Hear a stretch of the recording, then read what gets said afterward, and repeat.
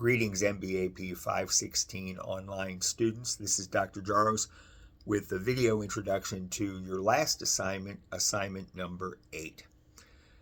This continues the theme of assignment 7, which was kind of a dive into the concept of organizational structure and how to best develop communication and coordination systems to operate large, complex organizations and help them achieve their missions. With assignment 8, there are 3 articles, one by Katz-Kahn, one by Thompson, and one by Jacques. The Katz-Kahn article introduces the concept of organizations as being open systems. An open system is a system that is open in the sense that in order to survive and thrive, the system has to have interactions with its surrounding environment. It's not self-contained. It doesn't contain within itself everything it needs to survive.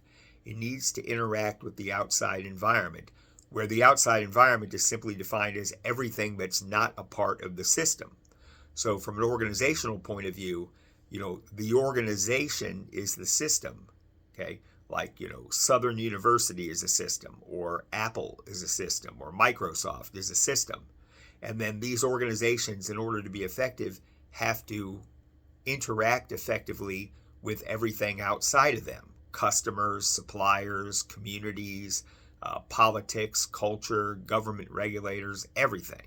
Okay, and so you'll learn about that in some degree of depth in the Katz-Kahn article. Thompson conceptualizes organizations as having subsystems.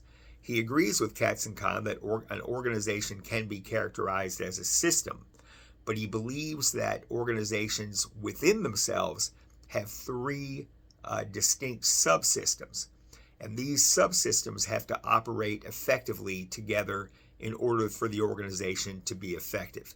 So you'll learn about those 3 subsystems and how they interact with each other in an effective organization.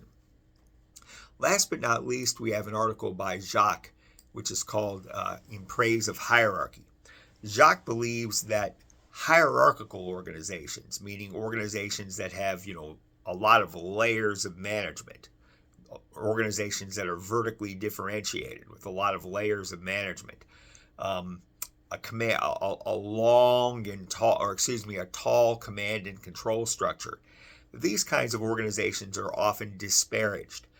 Critics often call hierarchical organizations, bureaucracies that are characterized by a great degree of red tape and inefficiency and poor communication and a lot of ineffectiveness.